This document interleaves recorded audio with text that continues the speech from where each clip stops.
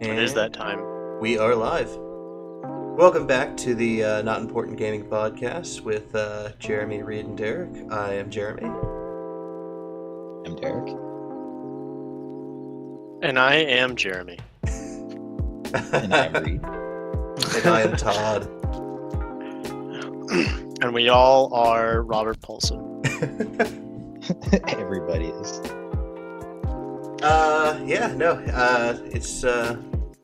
It's been a crazy week. What's been going on with you guys? I have been working and preparing for a move, so squeezing in a little bit of gaming in between the small bits of free time that I have. Yeah, I've been trying to get a little bit of downtime, but between work and doing favors, running around doing favors for everybody else this week, and I barely had any time for myself. Though I was playing a couple of emulator games earlier today when I did get home. That was nice. Just emulator for N64 or PS1. No, God forbid. I can't even get the Nintendo 64 emulator to run correctly. Really? It's the easiest one. Yeah, no, I've never had trouble getting that. Yeah. You're gonna have to show me which one you have then, because I don't know, maybe I don't have that. It was Project 64 or something. Yeah, Project 64 is what I use typically. Yeah, no, that's interesting. I'll have to see it. Yeah, you're gonna have to help me out with that one. That's the only one I can't really get to run correctly then, because I was just playing PS1 games. Yeah. Dude, emulators are so nice. Just the yeah, fact they that are. You immediately have access to so many fucking games. And it's not even old games too. It's they've got emulators all the way up through an Xbox 360. Oh yeah, no, it's crazy. I actually, it was actually really crazy. I found out the game that I've been playing a lot this week has been Total War Arena. That game just completely dropped under my nose. I'd played it back in the beta. God, it was the closed beta was about a year ago, I think, maybe a little longer. And I was really excited for it to enter open beta after they'd stopped that, and it released back in February. Completely under my nose. I hadn't heard anything about it, and it's been just as fun as I remember it. I'll have to look that one up. Yeah. It's been a lot of fun. It's always nice revisiting old games, right? Yeah. So Don't worry about hooking up the old consoles. yeah. We got a few topics here. I think today we're talking about the Star Citizen lawsuit that just recently happened. We're be discussing. Is that still a game? That is. It's not yet a game. It's still not yet a game. It's still not yet a game. Still not yet. Okay. We're gonna talk about the James Gunn controversy, the director for Guardians of the Galaxy 3. And, nice. We're gonna talk about Dota 2, the Open AI tournament. Is it a tournament or? It's not a tournament. It's like a benchmark test, but it's we'll get into the full details. But basically, it's robots versus humans. I for one welcome our new robot masters. Please don't kill them. All right, what do you guys want to get started with then? I guess order of operations, right? The ones that go in the same order that we. Sure. We can So start. we can cover the Star Citizen stuff, yeah. Yeah, we can start with the Star Citizen stuff. So I don't know how much of this you guys actually looked over, but Star Citizen, it's the largest. It's crowdfunded game ever. Yeah, it was something close to $200 million. I think it's $190 million. I thought it was way past that. I thought it was 200 million or something. Yeah, it's around 200, I think. Yeah, that's Last good. time I checked it. We will do a quick fact check.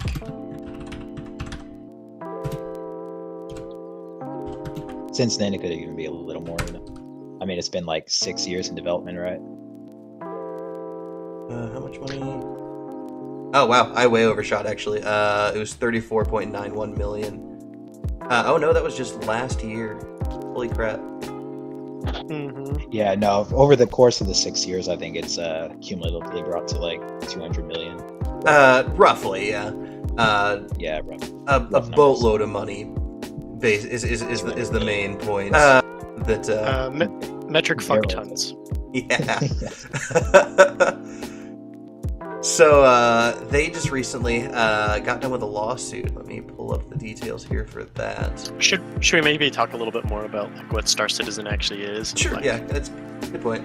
It's basically it's a the concept is to try to create this full universe. It's like, you know, it's like what No Man's Sky wish it was. Exactly. It's what No Man's Sky's wettest possible dream. And it's this big open world, open universe, MMO, spaceflight sim that slowly kind of evolved into, on top of being a spaceflight dogfighting sim, into a first-person shooter game as well. It's a very interesting, and really a lot of the game at this point seems to be them playing and experimenting with new tools that they're developing in-house. Right. Yeah.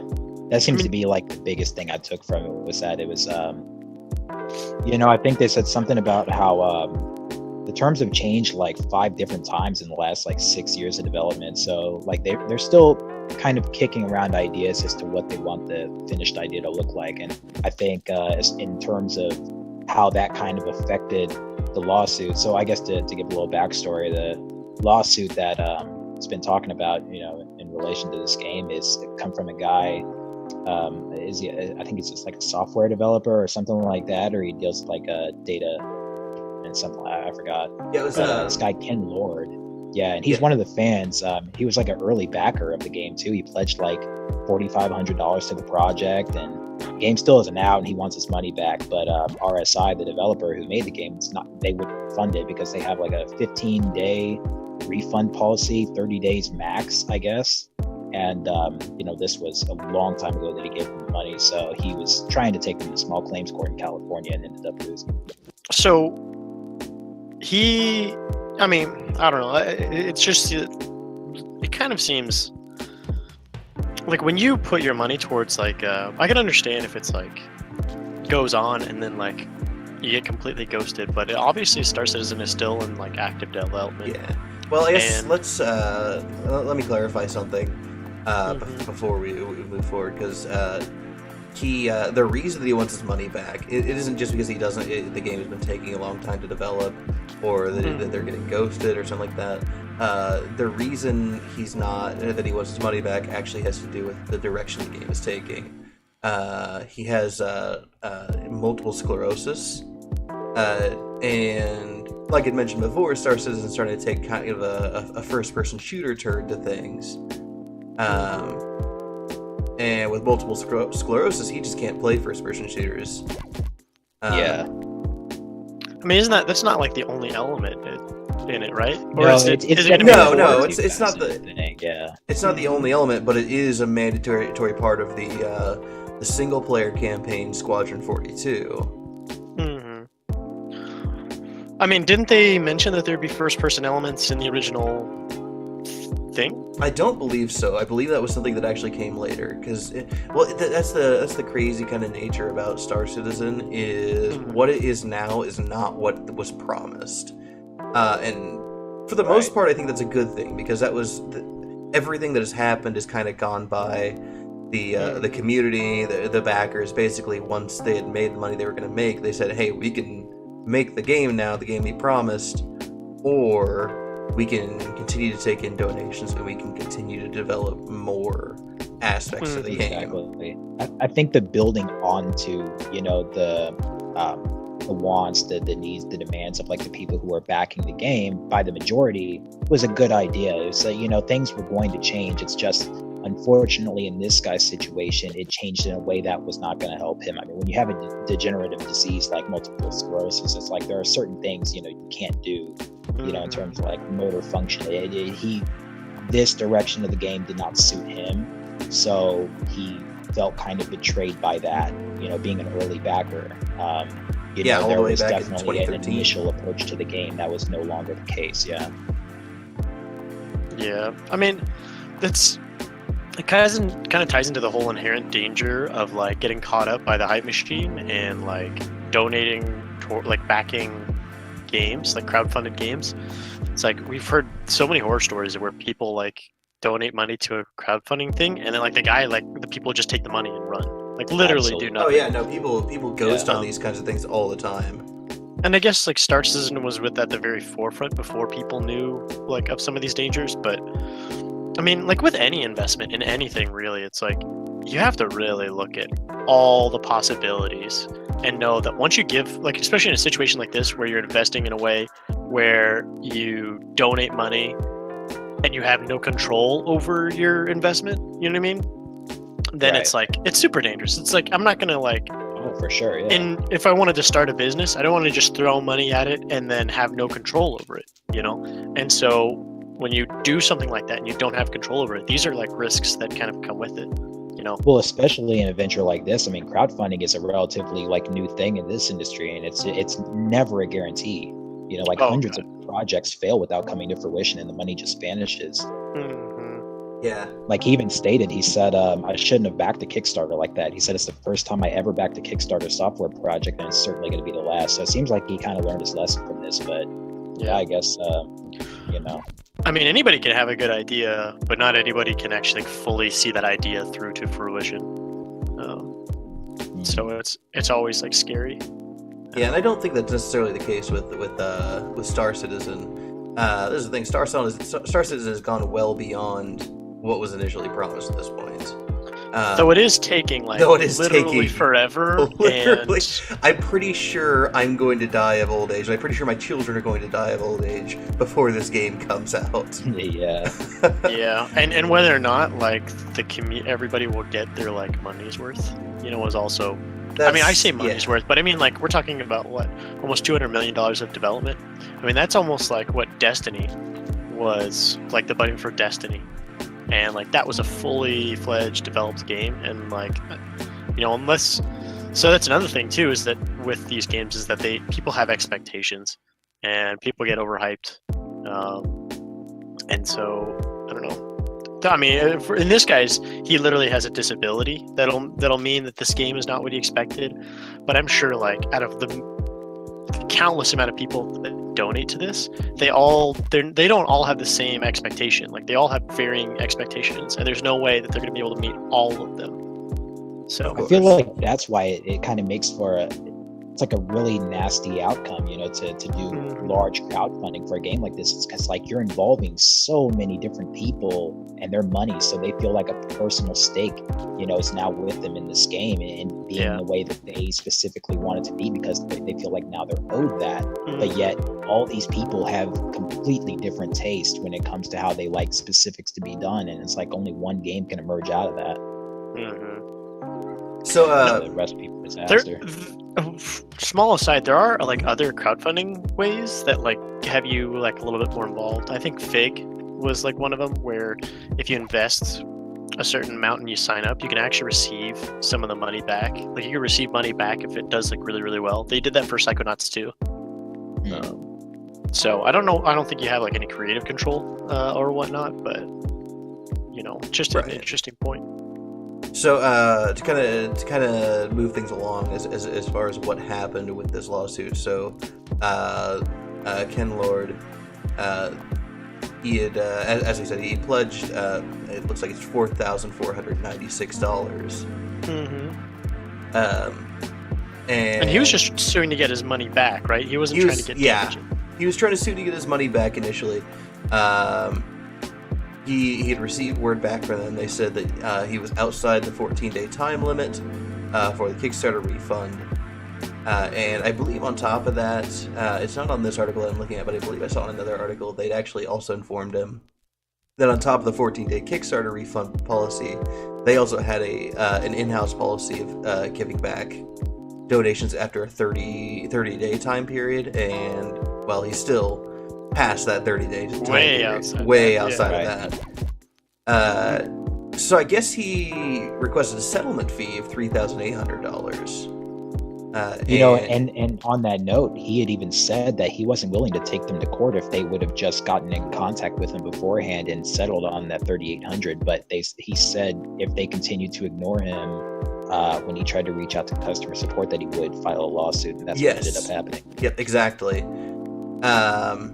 I mean, well, what do you guys think? Do you think they should have given his money back? I mean, that's a really tough one because Yeah. I don't know. I mean, because so from their perspective, it's like if they give him his money back, like anybody with I have ADHD, so I probably won't be able to play the ship part. It's like anybody can make that. Yep, you're opening the floodgate.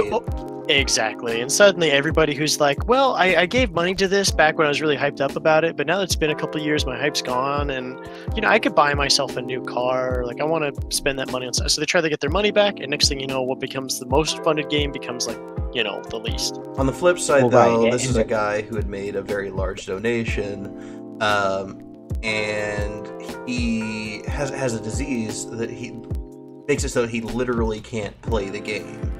He can't play it. Allegedly, the game hasn't come out yet. Well, yeah, of course. But the way the game is going right now, if the game were to come out today, based off of what they're saying, that is going to be in the game, he literally is not going to be able to play the game because of the... Not the first-person shooting, but what about the spaceship parts?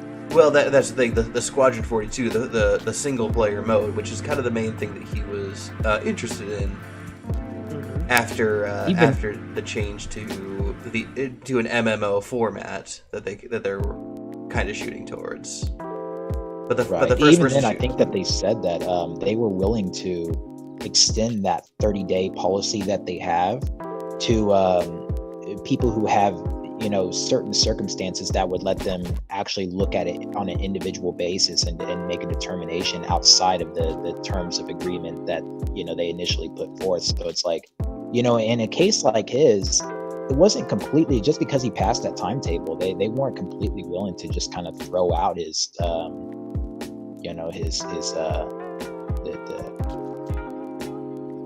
situation that he had put forth. Yeah, so I mean, with giving the $3,800 back to him that he felt that he was owed for it changing. But I don't know. It's a really tricky story though, because there are so many angles to this, and when you get law involved, the lawyers were coming from a couple different angles as well in their defense. And ultimately, I mean, the thing that kind of buried him was that there's a clause in the end user license agreement that prevented him or anybody from taking RSI to court for a refund on the game that the backers may think would have never come out.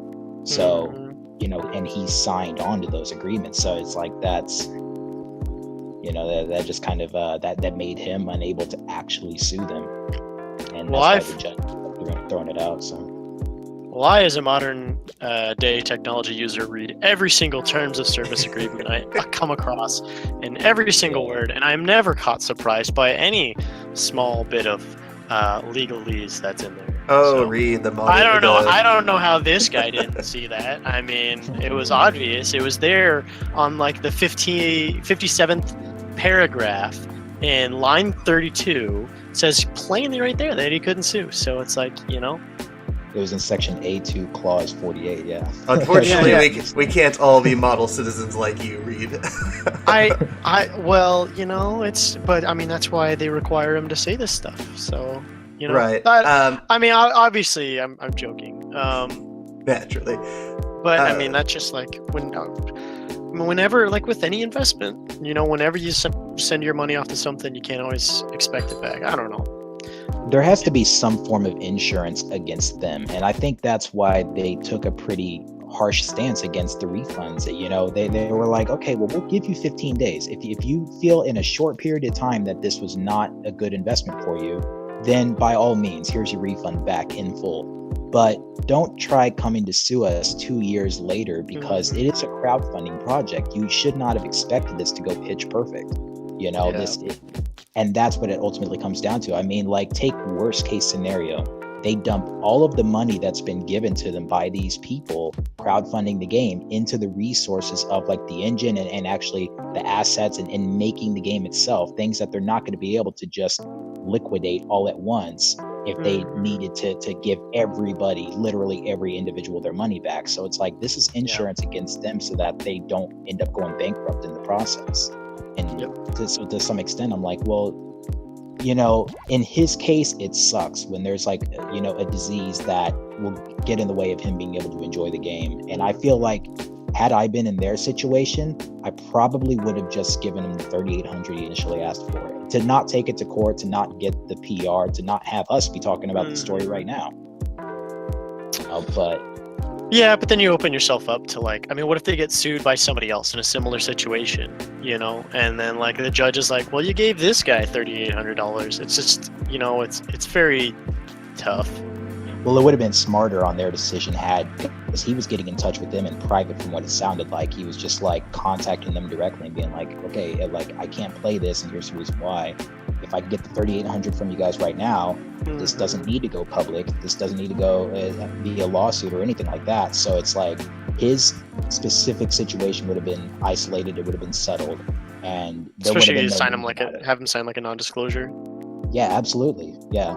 But yeah, he wouldn't have went public with it. This wouldn't have become public. And it's just like, now I feel like it raises a bigger question of, yeah, but maybe he had some merit to his, you know, to what he was asking for. And, you know, some people feel this way and that way. And it's like, well. Yeah, I mean, yeah. It's certainly been, I think, yeah, you're right. I think they would have been better off doing that, basically giving the 3,800 that he asked for.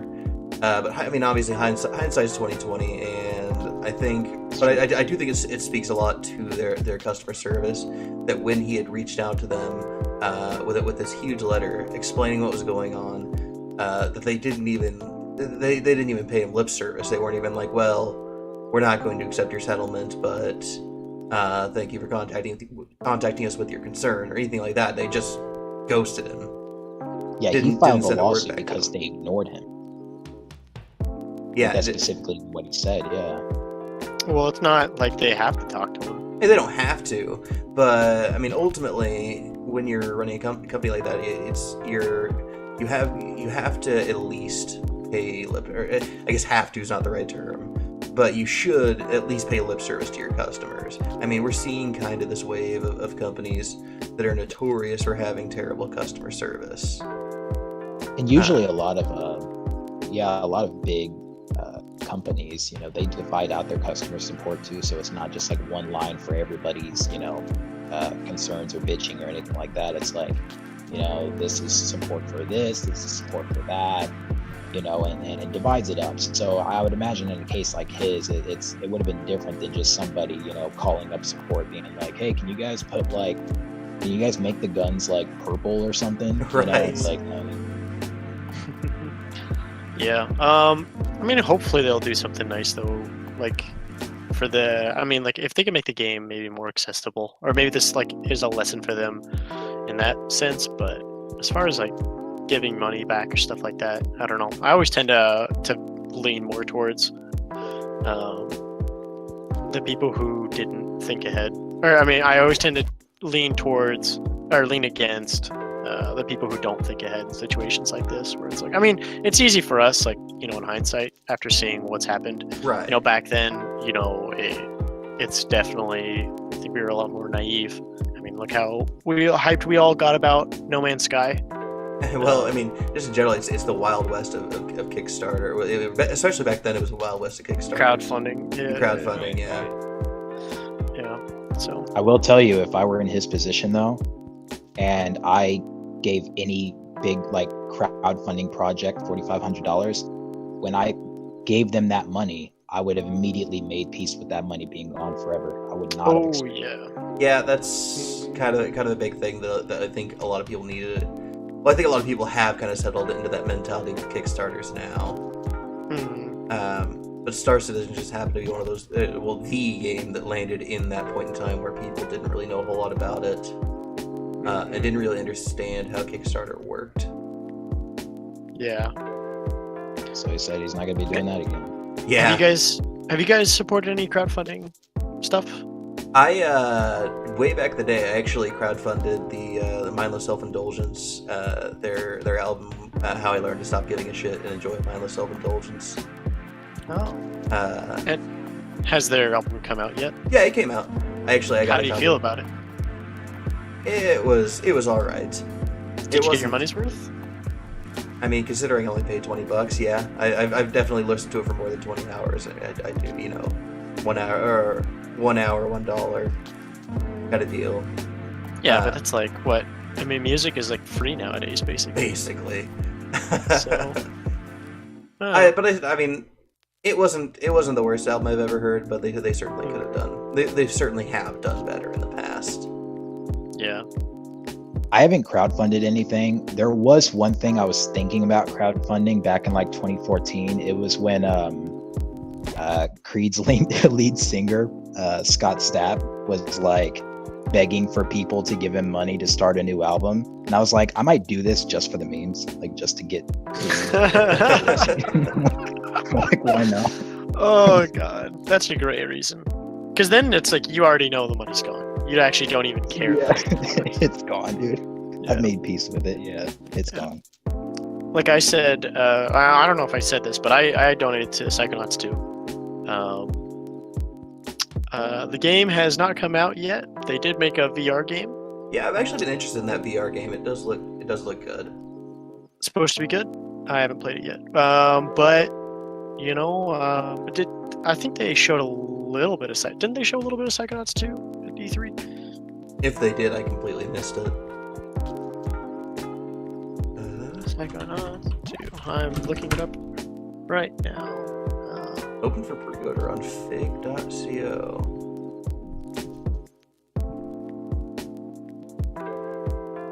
E3? It does appear that they made their goal. Oh yeah, no, they definitely did. Let's see. Yeah, I don't see anything for E3 2018, but yeah. So, you know, but I mean, I'm looking forward to the game coming out. Hopefully, it'll meet my expectations. It has been delayed, you know, past this year. So, like they say, a delayed game a rushed game is bad forever, but a delayed game is probably good, or whatever that saying is. Yeah. Yeah. I know what you're saying. But so far, I have no regrets, unless they completely fuck up the sequel. So. All right. I think that just about wraps up that topic. Cool. Next one we were talking about the James Gunn controversy in Guardians of the Galaxy Volume 3. Famous Guardians director games, James Gunn? That's the one. Yeah. He got into a little bit of trouble actually, fairly recently. He made back about it was 9 or 10 years ago. He made a series of I guess not just a series. It was just his sense of humor at the time. He made a lot of off color jokes. And by off color, a lot. I mean things like just to preface this, a lot. I mean, yeah. Just for the audience, how off color are we talking about? We're talking jokes about child molestation, jokes about terminally ill AIDS patients, stuff like that. You know, just got a thing that you probably shouldn't be putting out on your public Twitter when you're a public face. Jokes Right, that you might probably share not. with your friends in like a private setting, but never in public. Right. Absolutely. Yeah. So that's kind of what landed him in hot water. So, I mean, this whole story, it's actually pretty funny because there was a similar situation that happened not even a week ago with somebody else, Jessica Price, who was, what was she? She was an employee of, she worked on Guild Wars. She was Guild Wars 2. She was a creative writer. Yeah, Guild Wars 2, right. And she recently had a bit of a debacle on Twitter, you know, back and forth with some of her fans where she said some, you know, less than PC things. And it ended up just, you know, I mean, I think a lot of it is just the corporate mentality of, you know, being a representative of a company and, you know, being intolerant of anything less than what they want their image to project, right? And from what I understood about her situation, it wasn't that she was saying she was saying things that were less than PC. From what I understood, her issue was that she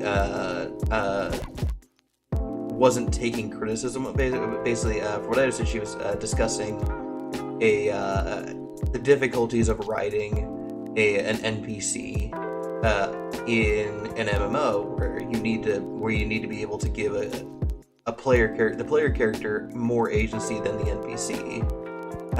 So it's difficult to write diverse and interesting NPCs without overshadowing the player character. I believe it was a large name streamer actually had responded to her saying, I disagree. I think that if you do XYZ, that you can actually create interesting NPCs while still giving the player character the spotlight.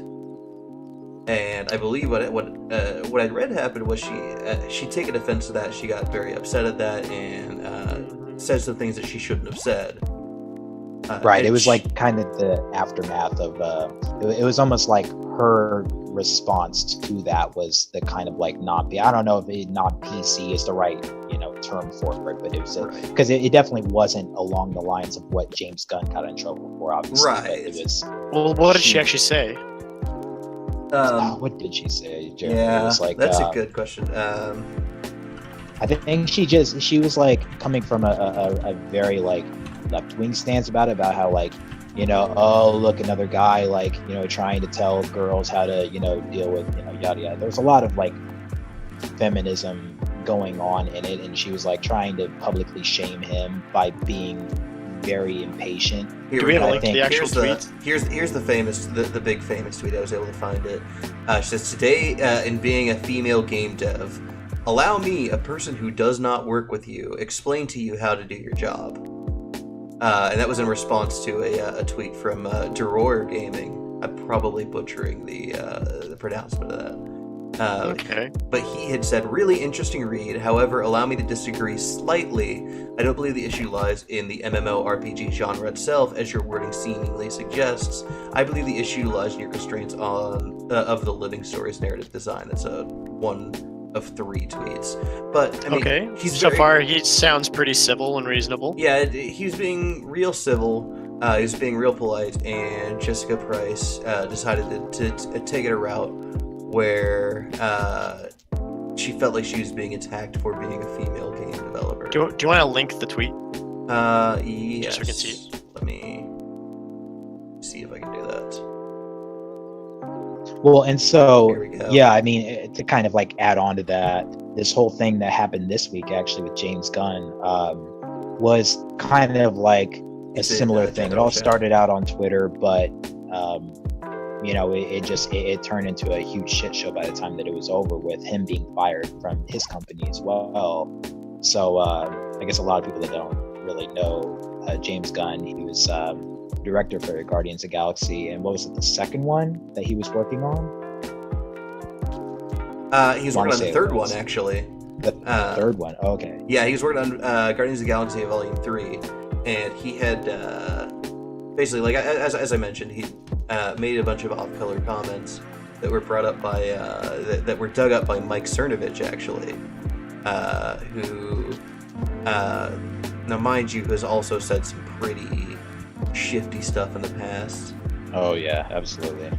But basically, he dug out these tweets, and he instructed a lot of his followers to bombard Disney with these tweets. So obviously somebody at Disney saw them. Probably a lot of people at Disney saw them. It actually went all the way to the CEO. Was the one who ended up announcing that James Gunn was being fired because his tweets did not follow. And it was line. Within like hours, right? Like, oh yeah. As soon as they saw that, they. Yeah. I mean, that's one of the. I mean, honestly, that's one of those points where Disney kind of has their hands tied. I mean, I don't know how you guys feel about this, but I mean, well, I'd have to see the tweets, I guess, but yeah. Even then, it's like, so the one. First of all, we're clear. It was 10 years ago. It was 9 to 10 years ago. The one that stands out to me, or the one that stood out to me, the one I remember the most was him talking about I want to remake, and I'm paraphrasing. I want to remake The Giving Tree as a film, but at the end, the tree comes back to life and gives a little boy a blowjob. Yeah. It's funny, it's edgy, but it's definitely something that when you're a public face like that, you probably shouldn't be saying. Yeah, but I mean, how big was he back then, though? He was at least big enough that he was directing movies. He wasn't working on Guardians of the Galaxy. Yeah, he wasn't working on Guardians of the Galaxy for sure. Yeah, which I think was the reason why he was a little edgier back then. It's because he knew once he became a big public figure, and he was working on big enough projects that would give him that kind of exposure that he needed to kind of clean up his image. And then, even before. One thing that I kind of go back to, though, that I can't help but be irritated about this is that back in 2012, 6 years ago, he apologized for all of this. Yes.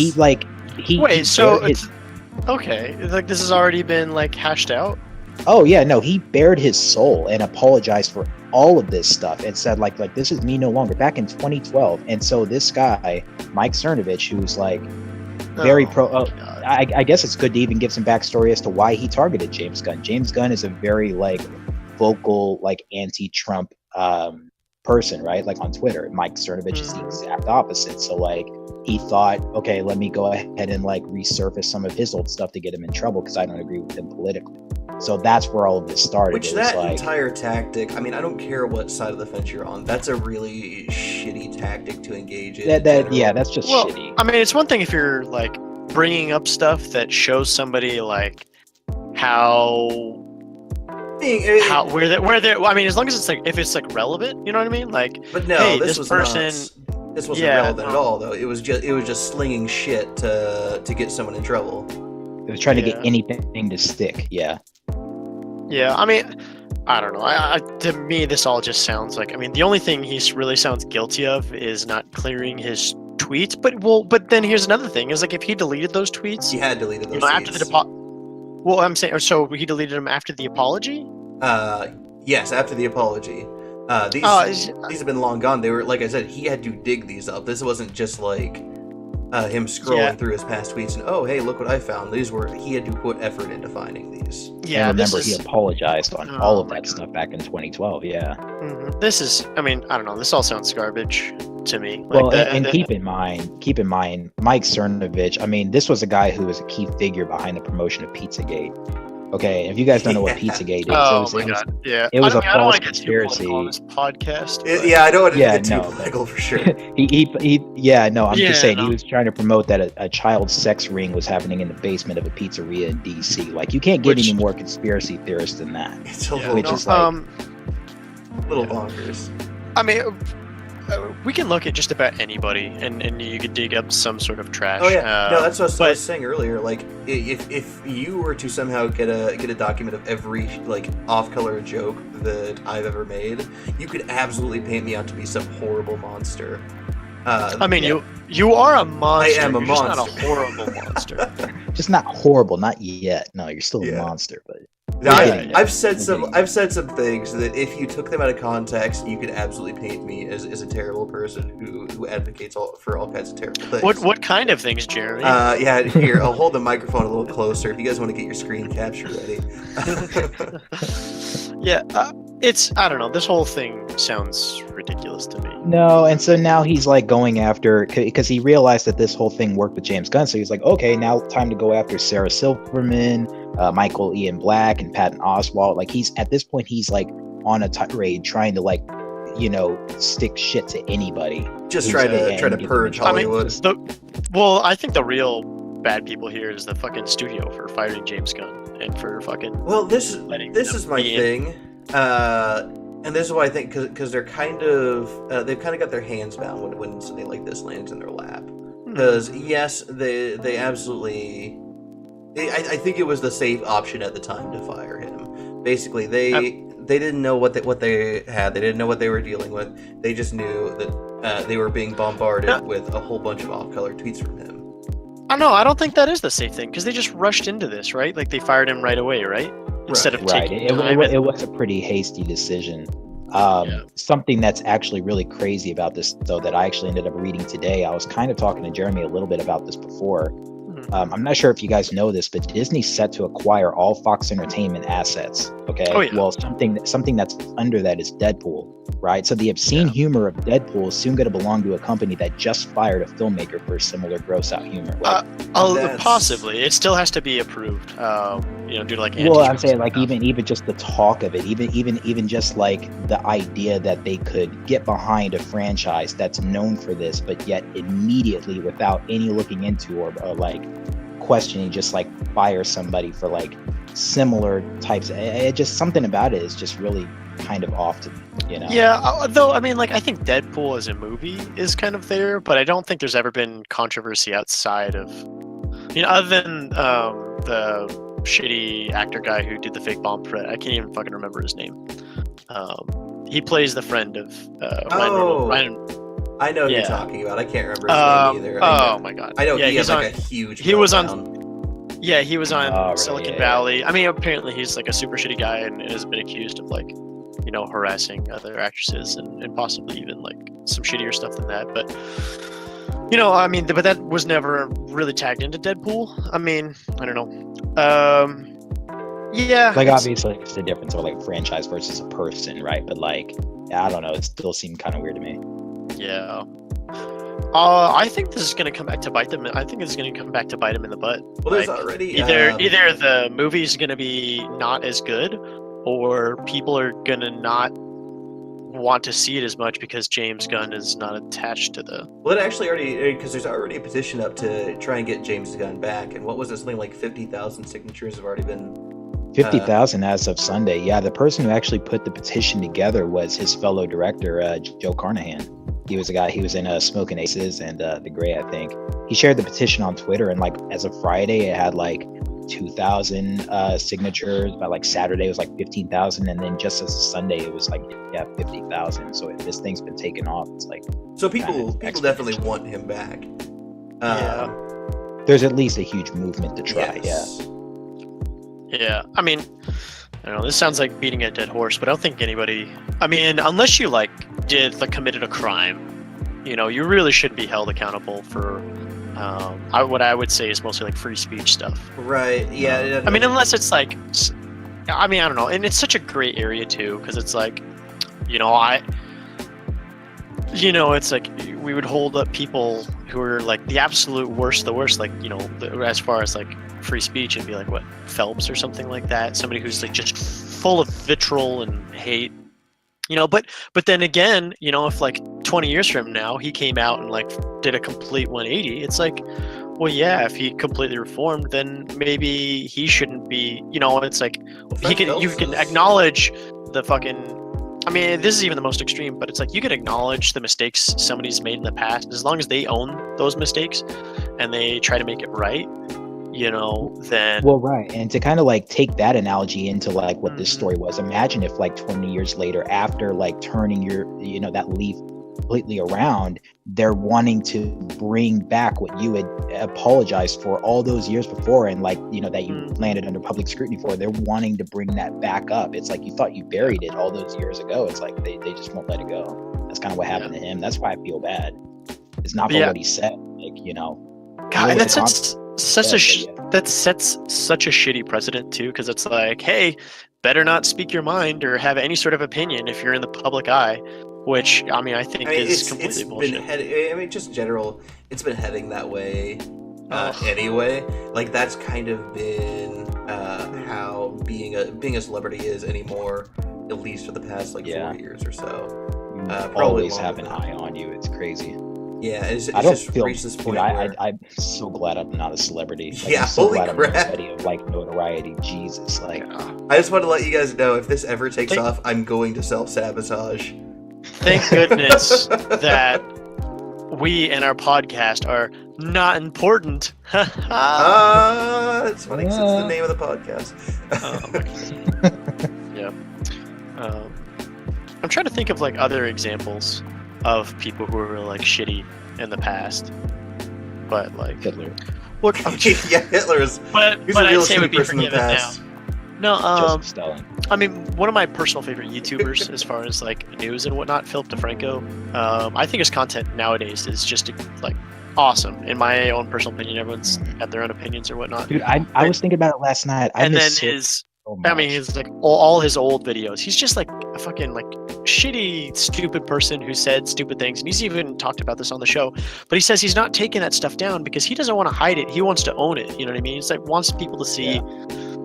because people will bring that up to like try to like say shit about him, be like, oh, but you used to say this back when you were, and he's like, yeah, but he was a different person then. So.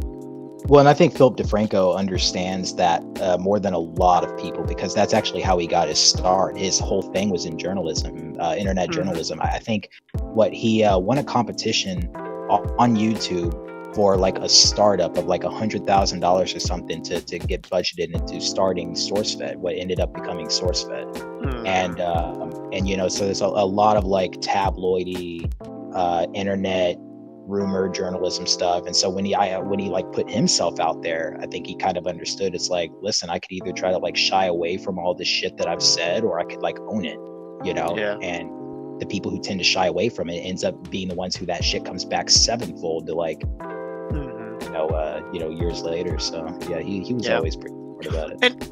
And to deny somebody because of who they were in the past, I mean, that's really just it even goes so far as to deny that person and their growth, the growth that they've had and how much they've changed. Because it's like, it's saying it, and it's basically saying it doesn't matter how much you grow or how much you change or how much you become a better person, you'll always be that person that fucking joked about tree jerking off a little kid. You know, it's like you know, it's like it's ridiculous. Especially in the realm of comedy, where it's like, honestly, like a lot of times in comedy, you have to push the envelope. You know, I mean, I'd argue that's even one of the primary functions of comedy is to kind of push the boundaries as to what is acceptable, what can be talked about.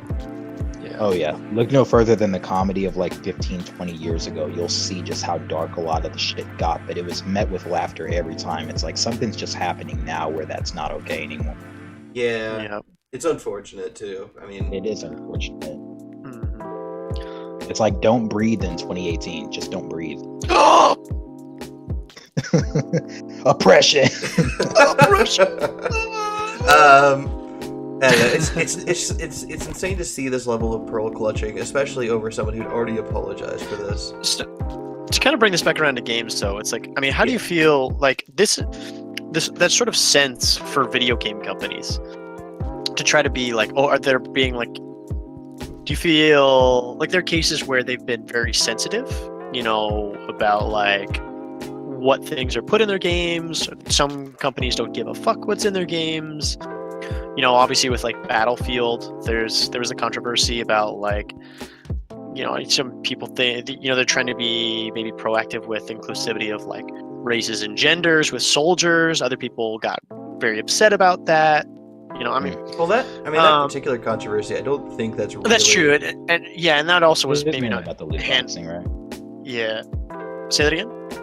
It was mainly the loot boxing and stuff for Battlefront 2, right? No, that was that was Battlefront. We're talking about the upcoming Battlefield game, the World War II one. Oh, the upcoming Battlefield, gotcha. Yeah, yes. And there's like, you know, they have like a lot of the characters, like the multiplayer characters. Some of them are like, you know, female soldiers, which, you know, was not. It was in the trailer. The trailer even in the demo, shows off a pink-haired amputee female soldier, and it's one of those things where basically a bunch of people came out and they had said, hey, you know, you're claiming this game is going to be historically accurate. This would be one of the most historically accurate battlefields that you've made. But females didn't really fight on the front line, and amputees definitely didn't fight on the front line. I mean, I think there are exceptions, though, right? Like, I don't know.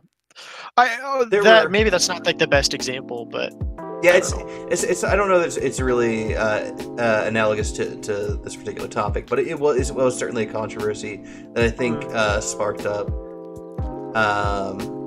And it's at least tangentially related for sure. Yeah, it's definitely at least talking about like the willingness, you know, in this day and age to kind of like move towards like overall inclusivity and not, you know, prioritize that over, you know, historical accuracy. I can see how that can kind of like tie into, you know, saying anything less than perfect, you know, in their cases. So just in general, that was the crazy part about that controversy, because I felt like they took the weirdest offense they possibly could, because a bunch of people basically were saying, hey, you know, it's not really historically accurate.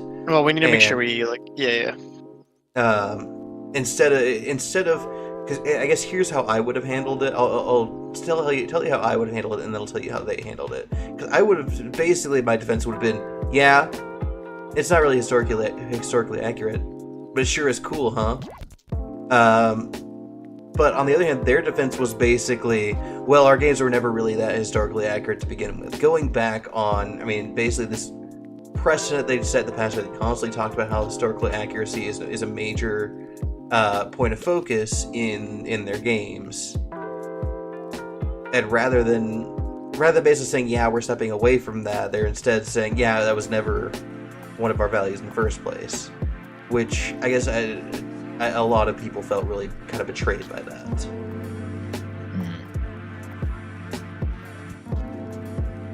Yeah, I mean, if they advertise, the franchise is, historically accurate, if that's what, and I will tell you, I mean, for all intents and purposes, if you want to just, compare, Battlefield to Call of Duty, I've always looked at Battlefield as, the more historically accurate, the more accurate in general, Right. between the two franchises. But I never felt the need to really put that kind of pressure on DICE, or EA, as studios to make sure that it had every single detail exactly as it should be for that time period. I mean, just so as long as the majority of it all was in place, then that's fine. I don't know. For me, it's like it's just kind of like poking at straws. Yeah, it's I just don't think that. Yeah, I mean, I don't think that we. Well, it's a very fine. I mean, it's such, like, you have to be almost like careful talking about this. I mean, you feel like we almost have to talk about, like, walk on eggshells talking about this, but it's like it's such a fine line between, like, and it's like how far is too far, how far is not, when like trying to be sensitive about something, but then also if it's like, if you're too sensitive, then you're going to upset people who just want to focus on the gaming. But then obviously there's some really shitty people out there who are like throwing their lot in with one side, and so it's like you have maybe some not great people being loud vocal points for both sides, so it kind of ends up being more of a charged or more sensitive subject than maybe it really needs to be. I don't know. Yeah. I mean, it's a very fine formula to follow. Post Gamergate. Post Gamergate, gaming atmosphere, just a really turbulent atmosphere in general, I think.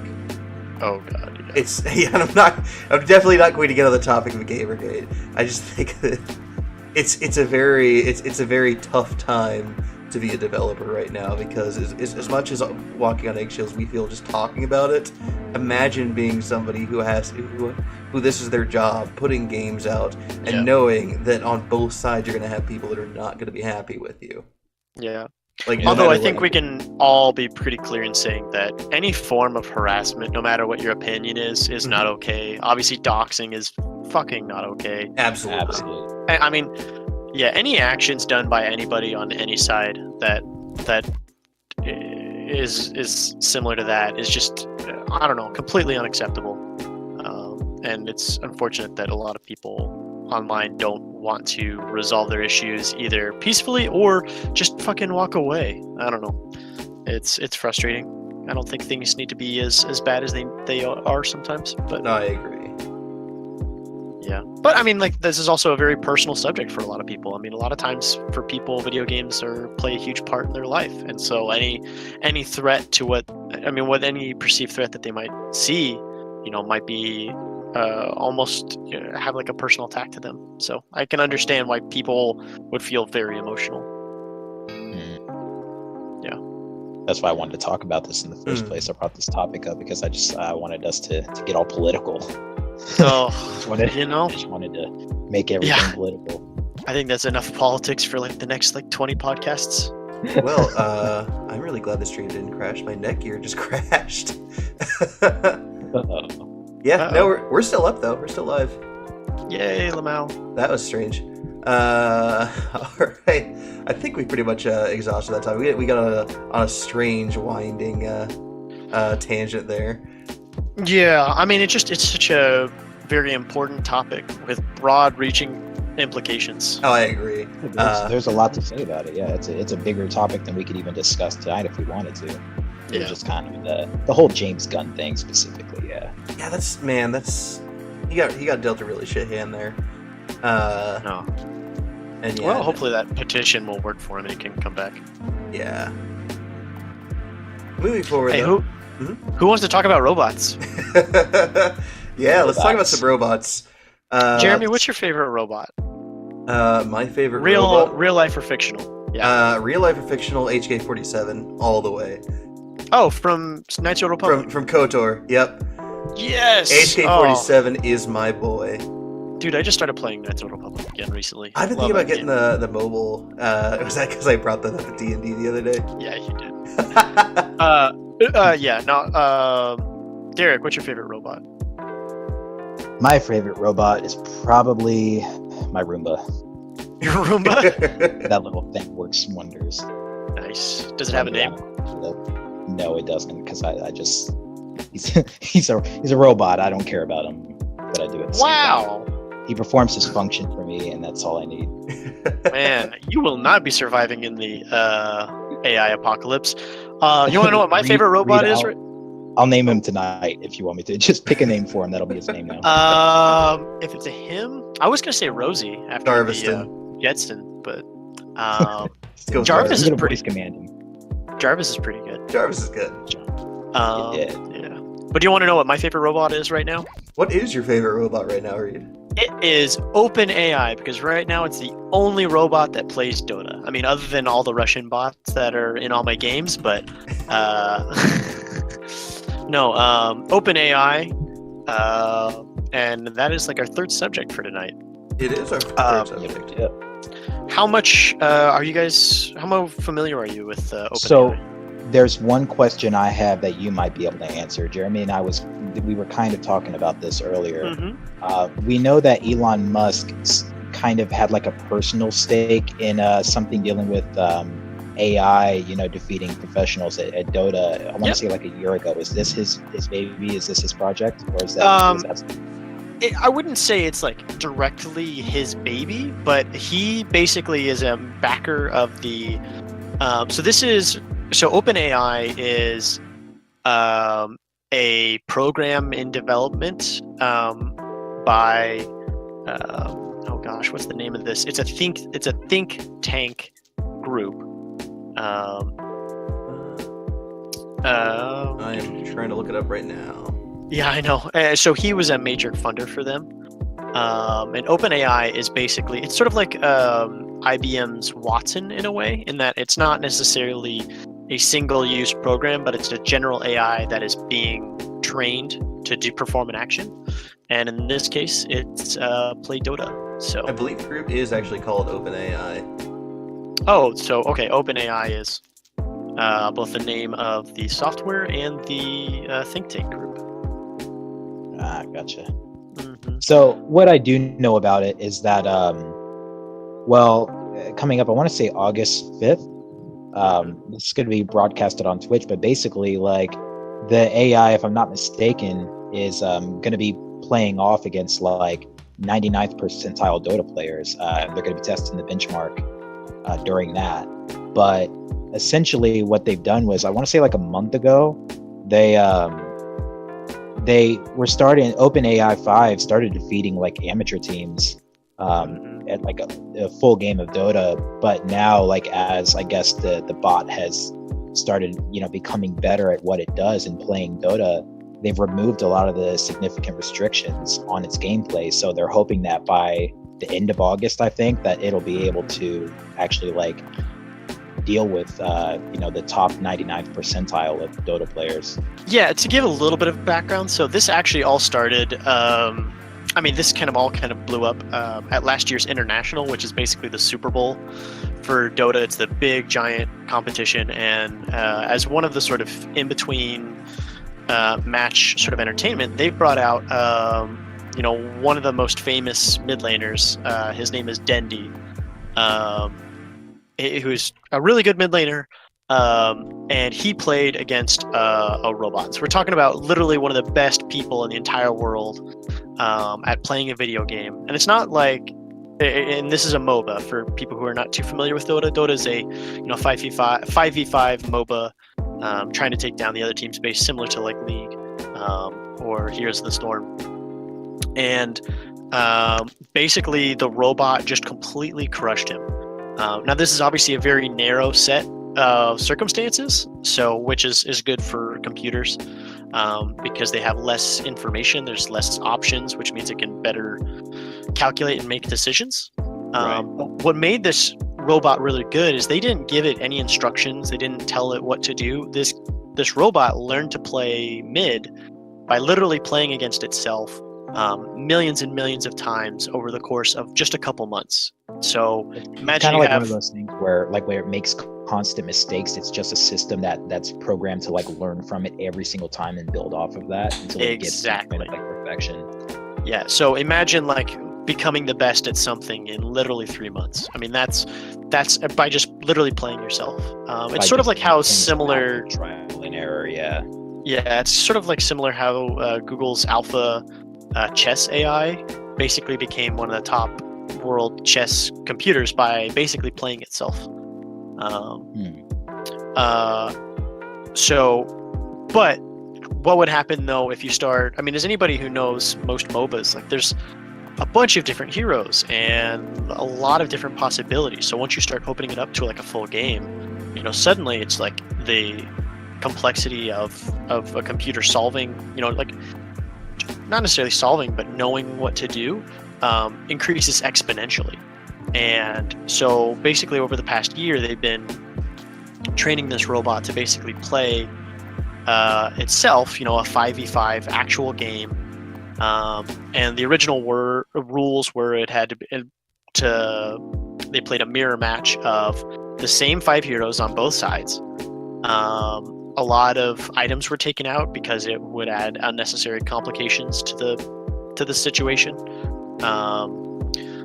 There were no summons or illusions, no invulnerable couriers, no ability to scan, no warding, no Roshan, no invisibility. And so they had these restrictions to basically narrowed it down a little bit so that when it did play against humans, it was able to win. And so that's what they did a couple months ago, is it played humans in a first like 5v5 match. And those were all like just kind of like normal people, they weren't like the worst, but they were like normal Dota players. Well, now it's making a huge leap. Almost all those restrictions are come off. The pool of heroes is way bigger, and now it's playing some of the best players in the world. So it's gloves off, time to get fucked by a bot.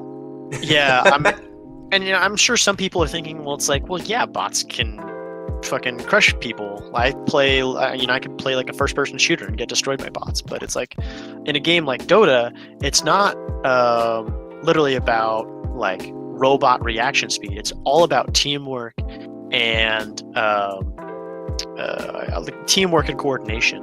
And in fact, they even said in their blog post about this upcoming match is they've actually increased the reaction time for the bots from 80 milliseconds to 200 milliseconds. So that means their decisions are going to be slower, and that's going to be more aligned with what a human's reaction time is.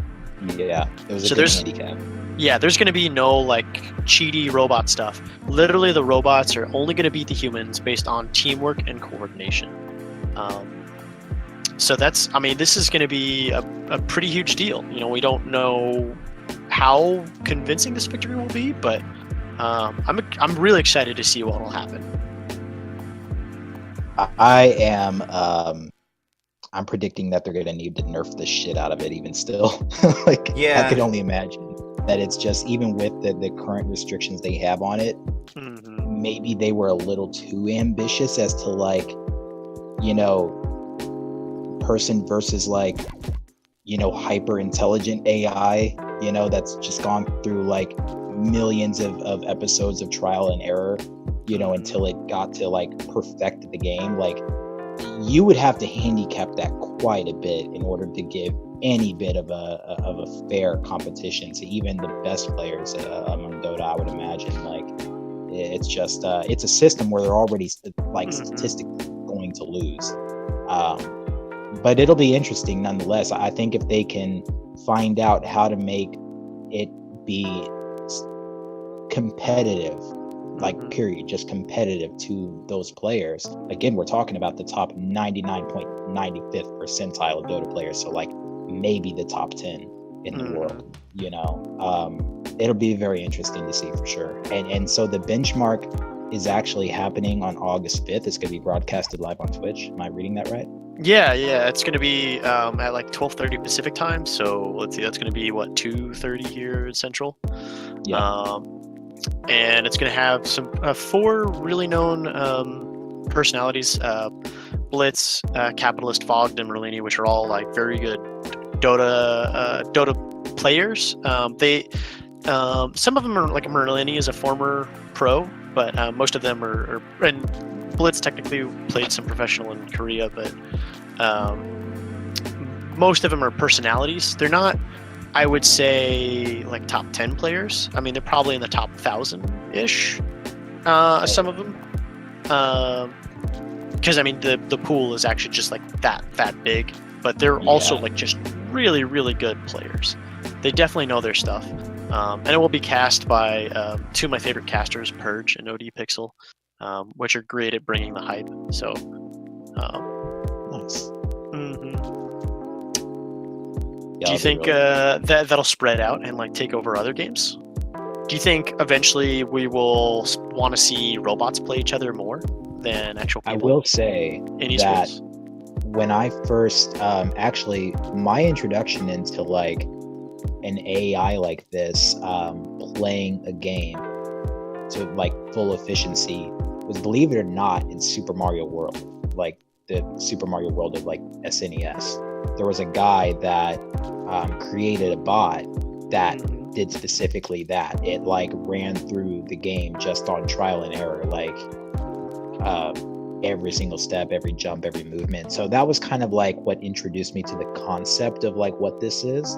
But it's cool to see this happen on like more popular games, and especially against like in actual PvP situations, you know, against like live players, and not just on like single player platformers from the 90s, you know. So this is really interesting to kind of see how this is panning out. And yeah, I mean, if this can extend beyond Dota, and this is something that you can see just across like competitive gaming, I think it'll get a lot of insight as to like how far this can all be taken, you know, in any game, and learning, you know, the mechanics down to the core, you know, and damn near perfecting the game. Yeah, I mean, and even, I mean, you could take this and even apply it, because the thing about Dota, it's not like chess where there's like there's like so much freedom of movement. You could almost see how this will bleed out of the gaming area, and it's like, well, I mean, how long until we are using this intelligence to try to solve more complex situations that have maybe a more set of rules, like, you know, navigating a grocery store or changing a diaper on a baby, you know what I mean? It's like, no, that's actually a really good point. Yeah, because I mean, it all starting in like chess and whatnot. I mean, that's just kind of a simple board, you know, and mathematical calculations. You know, I mean, it's easy to see how an AI would be able to beat even Grandmaster of chess, you know, and doing that. But like, yeah, when you have so many factors, so many more factors in a game like Dota than you do in chess, where, you know, you have movement in 8 different directions, and you know, just a plethora of different skills and different things at your disposal that you can use to kind of like change up the outcome. It's like the fact that they're getting that good at that, it's like, yeah, where does the learning stop? I mean, yeah, you could theoretically like take this IRL. Yeah, I mean, Bill Gates said that this is like a huge milestone for AI. I don't know. I think you know, we're only short stones throw away from the robot uprising, and I just want to say I love robots. I think they're great. You know, when they look back at the footage and they look back in the last 10 years and they look at tweets and they decide who they want to fire out the airlock, they look at my tweets and they see my full support, so I don't get fired. Yeah. I Yeah. know Elon Musk is like deathly afraid of AI taking over. Sure. Is he? Uh, I didn't. No, he's more of a proponent of AI. A lot of people were mad I at heard that he just had like a fear of it. Like I heard that he was just maybe you're incredibly- getting him confused with not DotA, Hawkins, the scientist that just passed away. Yeah, no, I didn't know that. But yeah, no. Elon Musk fiercely defended the AI that runs his autonomous vehicles, in his Teslas. A lot of people, yeah, like there was some scientist who was saying like, oh, how long until robots decide to start running over people? And he's like, anybody that knows anything about AI will know that Teslas aren't going to do that, and that's not even, I don't know. I'll have to find the exact Twitter conversation, but basically, yeah, he's definitely defended AI. And I mean, not speaking jokes aside, I do think that there's a lot of great, fantastic potential with AI. In a lot of cases, I would almost trust a computer to do the right thing more than a person, if you know what I mean. Oh yeah. Sure. Yeah. What do you think about all this, Jeremy? It's a really interesting. It's a really interesting topic. I'm not gonna lie. It's a little outside of my wheelhouse. I knew as soon as you said that, I was like, oh boy, this is gonna be a tough one for me. What's like a great coordination game that you can think of that you play regularly? Siege would be a good example. Siege is the one that I play a lot regularly, and I can see the applications. But this is the big thing though, and I guess this is just me coming from a first-person shooter perspective, as somebody who doesn't play MOBAs and tends to struggle with strategy games. When I hear when I hear a bot playing a game, my mind, I'm seeing something that it reacts to movements and can land a headshot at an unrealistic speed. As I said, that might just be coming from like I said, a shooter perspective, where doing well, you get accused of aimbotting and wall hacking and stuff like that. Yeah. I mean, can you imagine if you were playing? Putting it this way, if you were playing against, like, if you played, there's like bots. There's like a single player thing in Siege, right? Right. Yeah. Well, imagine. Could you ever? You know how bad those easy bots are. Oh yeah, no, you can wreck them pretty easy. Yeah, I mean, just like the reaction is just absolute garbage. Can you imagine if those easy bots, with those same limitations, they can't maybe aim at you as well, or they miss a lot? Can you imagine, a 5v5 them, but they still win because their coordination and strategy was better?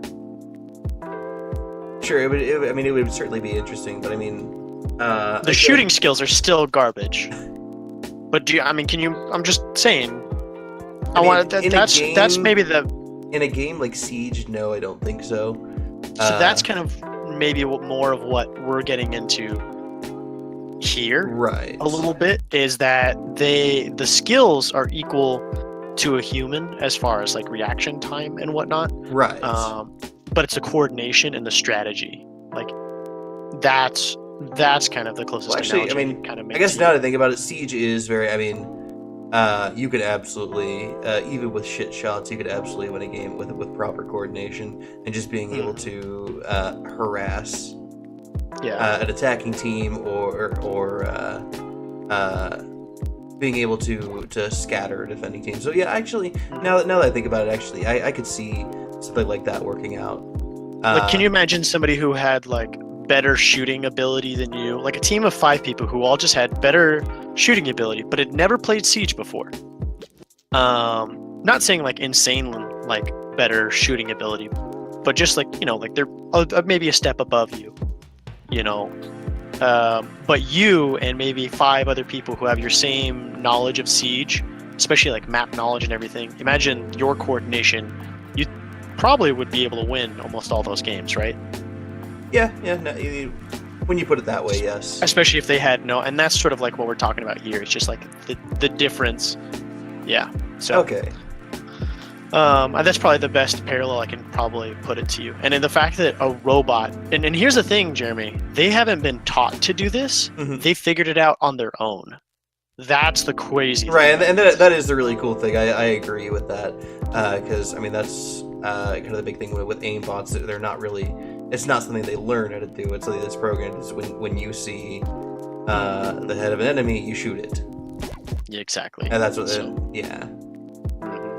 You know, it'd be really cool to see a robot like OpenAI come into Siege and play it and get really, really good at it, because you'd probably be able to see, like, what if they pick like the same characters every time but are still successful? And you're like, it would make you start to wonder, it's like, wow, is that character really broken? You know, what is it about that when it's put into a robot's hands that it becomes better? And I'm interested to see how it'll play out in Dota. And it's like, well, are they going to make certain heroes look broken, even though on the competitive side, maybe they're like garbage? So, I don't know. There's so many cool things that could come out of this that I'm not really sure. That is certainly very interesting. Yeah. But are they actually planning on bringing OpenAI into the actual competitive scene? I don't know if they're gonna bring it to other stuff. Like right now, they're trying to use this as a way to learn about artificial intelligence. Right. And to sort of like, and they're using Dota as sort of the medium to test that. So. Okay. This is interesting. You asked the question earlier. You said, do you think this is going to be like are we going to reach a point where we're more interested in seeing AIs play against each other than we are going to see human players playing against each other? Mm-hmm. And honestly, I think we're going to, if we go down that route, we're going to end up losing interest in esports. And the reason I think that is basically, it's the same idea, like, you know how Connect 4 is a solved game. If you watch... you cut out a little bit. Can you say that again? In Connect 4 what? So, you know, Connect 4 is a solved game. There is a correct way to win Connect 4 every time. Yeah, kind of like tic-tac-toe. It would, I mean, this is boiling it down to its most fundamentals, but that's what I feel like the natural conclusion of something like that is. Well, you'd think so, but chess is a much simpler game, and that's not solved. That's true, but chess has actually, I mean, no, not meh. It's like there's literally more permutations of chess than there are atoms on Earth. Okay. I don't know. I feel like eventually we're going to reach a point where it's not really interested in seeing EA, or not EA. I'm definitely not interested in seeing EA. Speaking of soulless machines. No, let's not talk about EA, please. That just triggers shit out of me. I think we're gonna reach a point where we're not interested in seeing AI, because we're going to see the same set of strategies. We're not going to see a lot of deviation, because AI are going to learn, you know, this is the proper way to play the game. At least that's what the natural conclusion is to me in my head. I mean, it might seem that way, but just kind of talking, like, I bring it back to chess. There are a lot of just, I mean, amazing chess engines, and there's some really great chess AIs that are in there, that are kind of in the mix. And when you go from something that's been like pre-programmed, like some of the old Stockfish, which is like a very well-known, very powerful engine, which is basically just a number crunching machine that kind of looks at probability and like tries to figure out the best move in chess, to an actual AI like Alpha, Google's Alpha AI, which doesn't, you know, it does like some number crunching, but mostly it's playing based on past experience, on like games that it's learned. It doesn't play the same way every time. I mean, there's like been so many different variations that there have been strategies that have been learned, you know, and it hasn't been like the exact same game repeated multiple times. So it's very possible that it could really break open these games and prove them be even more diverse than they were before. Sure, and ultimately, but the ultimate way I was getting at, I think there are enough factors. I don't think we're going to reach a point where people are going to be more interested in seeing AI play against each other than we are players playing as other players. Yeah. At least on a competitive level. Yeah, and you definitely won't have those Cinderella stories. You know, it's like right. poor little,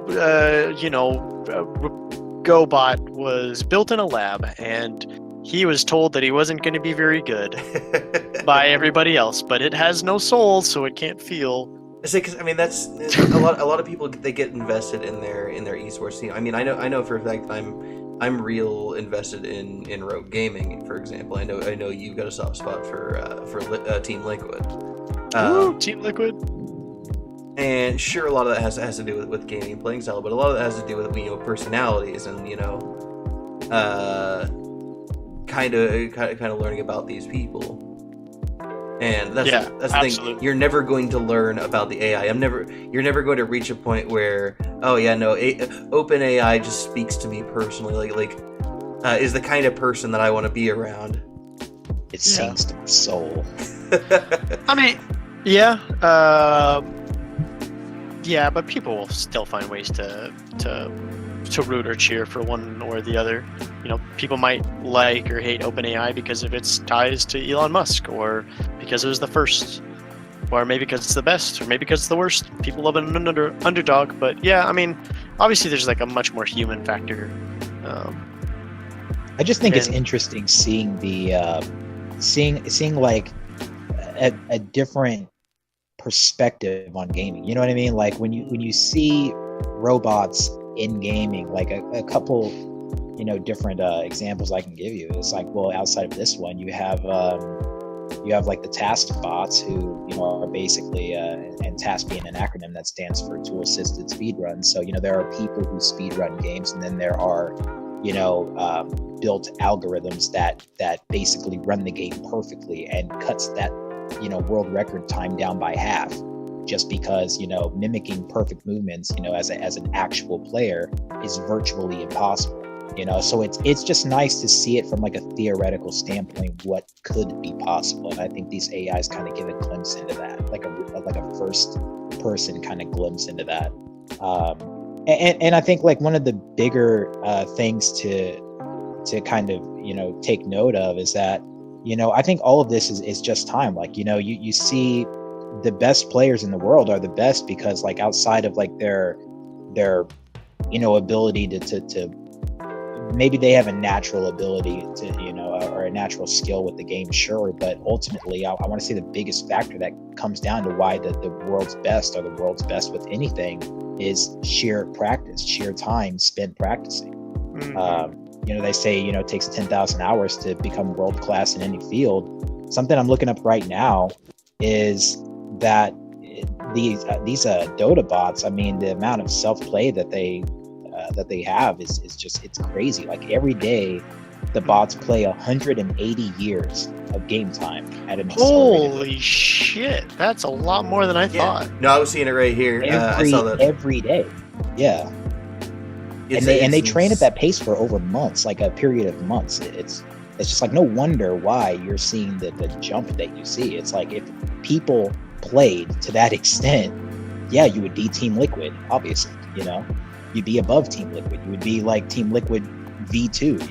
It's like right. Yeah. Well, if you're a human, if you were human, right, yeah. But we're trying to. I mean, people think computers are really smart, but really at their heart, computers are actually really, really. I'm not going to say dumb because I don't want to get killed by the overlords. But I mean, they don't have the inherent complexity of the human brain, and so they have to work, about a million times harder to kind of get to that level. But when they do, it's like they've got the number crunching powers to kind of surpass us. I think it's almost because of our imperfection that makes us and the things we do unpredictable, which gives us a weird advantage in and of itself. Like when everything is purely mathematically calculated like a computer does, it's like it almost becomes predictable, but yet we're not. I thought I saw a situation like that last year with the DotA AI, where they actually managed to kill the bot, right? Mm-hmm.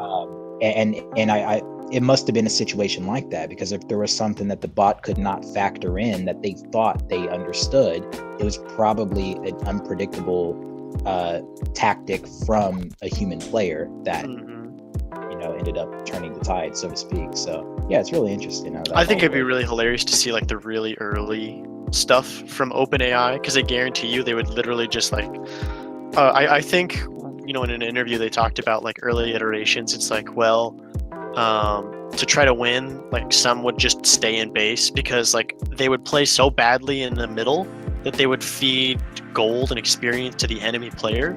So and the bots were so bad that they would literally just walk into towers. So they came up with a solution to just stay in base, and then they would win that way because they would just because it was better for them to not be there. That's how bad they were.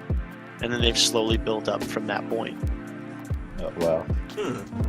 Yeah, they literally like they played like I mean, imagine like a 2-year-old playing. Right. Yeah. It would almost. I would rather have them not on my team than So I be think, that I mean, going back to what I was saying earlier about like AI's place in a competitive gaming scene. What I think, honestly, what I think AI is going to end up becoming is kind of this callback to like gladiatorial arena, where it's less like AI versus AI, and it's more like, well, these AIs are such insanely good players that we're going to start seeing more and more teams going, you know what, we want to take on this AI, we want to prove that we're good enough to beat this this insanely good AI that trains for 180 years per day. Yeah. I think that's like kind of the role that AI is going to have moving forward. Yeah, a lot of people guess that this will be a major tool that a lot of the pros will use to kind of train against, or that'll open up a lot of maybe flaws in the balancing of Dota. So, okay. People have even discussed on the Reddit thread that this will create a sort of bot meta, like robots, because of their coordination, will be able to execute strategies that would otherwise be impossible for humans. So, meaning that even though the game is balanced for humans, it'll be broken for robots because certain heroes or strategies will be being able to powerful. literally convey a strategy in under a second. Basically, not having to explain what you want to do, just everyone already knows what the plan is. Yeah, a lot of times drafts are lost because even though like a team might have better heroes, if when a team fight happens, if their execution of their strategy is too difficult, like they will mess up that execution, and the team with ease of execution will end up winning more team fights, because all they have to do is literally just hit a button and then they've done the best that they could have. But if the other one, they have to like click this at the right time and wait for this exact moment and do this exact thing and like da-da-da-da. And if anything falls out of place or anything throws a wrench in it, like somebody's not to the team fight yet, or somebody is slow on hitting their button, then that whole thing falls apart, even though they would have a guaranteed win if they did do it perfectly. So who knows?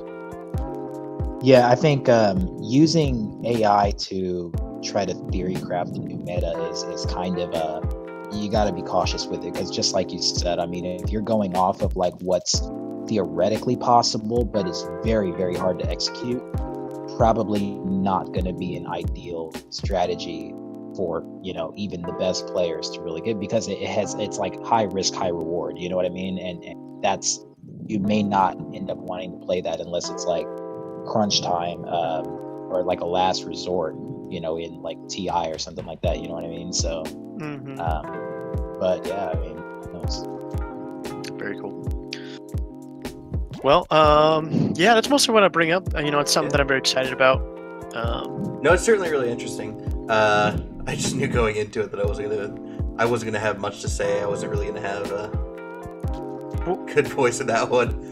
I mean, how do you feel about artificial intelligence in general? Do you think it's a very dangerous thing? Do you think? No, I'm not. I mean, I think that artificial intelligence has a lot of practical applications, like you're saying, I don't necessarily think it's a dangerous thing. I'm not going to go down like that route. I'm not like watching iRobot going, oh, this is a documentary. This is really going to happen. But it was. Yeah. Little did I know, Will Smith was a real person. Yeah.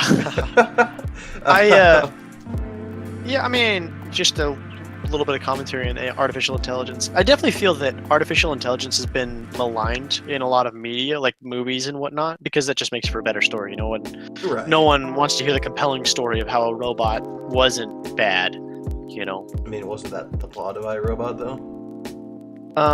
Like one of them was good, but the rest of them were bad. That's true. So I mean, I would still say artificial intelligence is definitely dangerous. Just like anything that has high use or whatnot. I mean, or not high use. Anything that can have a high impact, sort of like, it's like a firearm or a nuclear weapon or any like advanced technology. It's like if it's misused, or not, kept its eye on, and it's developed unchecked, some bad things might happen. Of course, but I think we, as a species, have done a really good job of being able to recognize when something, I typically what happens with something that big, like nuclear weapons, is a good example. We fuck up once, and then we go, okay, maybe no more.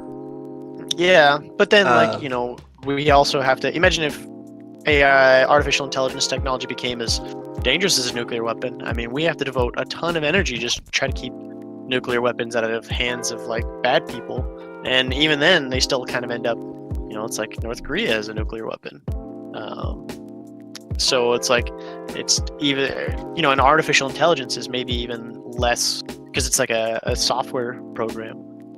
If something was that advanced, maybe it might not be as transferable as a song off of iTunes, but, in the future. Right. If it could be a lot more fluid. Exactly. So that's also kind of scary. We're going to see the militarization of bots, mark my words. I mean, they already have. It's like Russia against UN policy or against some sort of treaty.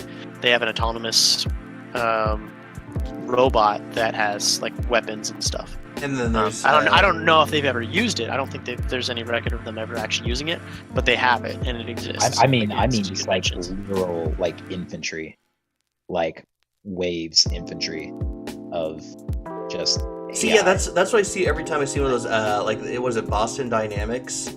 Every time I see the big dog. Oh my god, that thing's horrifying. Every time I see one of those, it's all I can think of is that thing barreling down a battlefield with big MGs mounted to its back. I'm like, man, that is horrifying. Kind of like the robots from Metal Gear Solid 4. Yes, that was okay. Those were horrible. I hated every second of that. And it all started with one Dota game. Watch it. The state of humanity is at stake, people. On Twitch, August 2nd. Yeah. The fight for mankind's mortal soul. Be there. Be square. Bring the popcorn. You can pay for this whole seat, but you'll only need the edge. I think that's gonna about wrap it up for us, though. Yep. So thank you all for watching. This has been the Not Important Gaming Podcast. I am Jeremy. I am Derrick. Hey, I'm Reid. And you can find us here on Twitch at 11:30 every Sunday night. We also have a YouTube channel under the name Not Important Gaming. Thank you so much, and all of you have a wonderful night. See you guys.